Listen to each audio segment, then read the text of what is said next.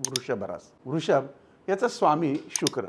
अतिशय प्रेमळ, रसिक, रोमॅन्टिक अशी ही रास, पण फार कष्टळ.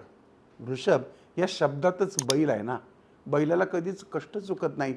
मग ती स्त्री असो किंवा पुरुष असो, तिचे कष्ट चुकत. या मंडळींना एक आणखीन फार वाईट सवय असते, म्हणजे यांच्या घरात 10 लोक जरी कामाला असतील तरी सुद्धा स्वतःच्या हाताने झाडून काढल्याशिवाय यांना काही समाधान होत नाही, मग तो माणूस किती का मोठा असेल. वृषभेच्या माणसांचं आणखीन एक वैशिष्ट्य म्हणजे यांच्या हाताखाली 10 लोक कामाला असू द्यात, परंतु जोपर्यंत हे स्वतः ते कामाला जात नाहीत तोपर्यंत ते काम काही पूर्ण होत नाही. कष्टाळू असतात, तसेच कष्ट टाळू देखील असतात.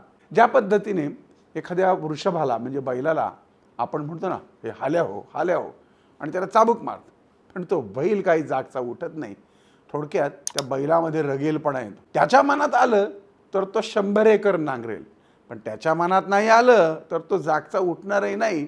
अशाच पद्धतीने तुमचा देखील स्वभाव असतो. त्या बैलाला नांगरताना फटका मारला तरी जीवा शिवाची बैल जोड म्हणत म्हणत जर गाणं म्हणत म्हणत त्या बैलाला नांगरायला लावलं तर तो 100 एकर नांगरतो. म्हणजे बैल कलाप्रिय असतो, तसे वृषभेचे लोक देखील कलाप्रिय असतात. ब्रँडेड लाईफ जगणं, चांगली गाणी ऐकणं, नुसतं शास्त्रीय संगीत नाही बरं का. नटीनं मारली मिठी हे पण या मंडळींना आवडतं. म्हणजे पानी रे पानी तेरा रंग कैसा, जिसमें मिलाव हुए उस जैसा, अशी तुमची वृषभ रास. ठीक आहे, कष्ट चुकत नाही म्हणून काय झालं, पण आयुष्यामधली सगळी सुख तुम्ही उपभोगता. त्यामागचं काय कारण आहे माहिती आहे? तुमचा स्वभाव आहे. त्या परिस्थितीमध्ये आनंदाने राहणं आणि प्रत्येक गोष्टीचा आनंदाने आस्वाद घेणं हे तुम्हाला निसर्गाने शिकवलेलं आहे. आणि अशा या वृषभ राशीला कुळदेवता ही अत्यंत महत्त्वपूर्ण आहे. त्यामुळं वृषभेच्या मंडळींनी कुळदेवतेची वर्षातनं एकदा खणा नारळाने ओटी जरूर भरा. पुरुष कुळदेव असेल तर त्यालाही वस्त्रदान करावं, त्यालाही त्याचा मानपान करावा. ज्योतिबाला जात असाल, खंडोबा असेल तर त्याला बेलभंडारा उधळावा.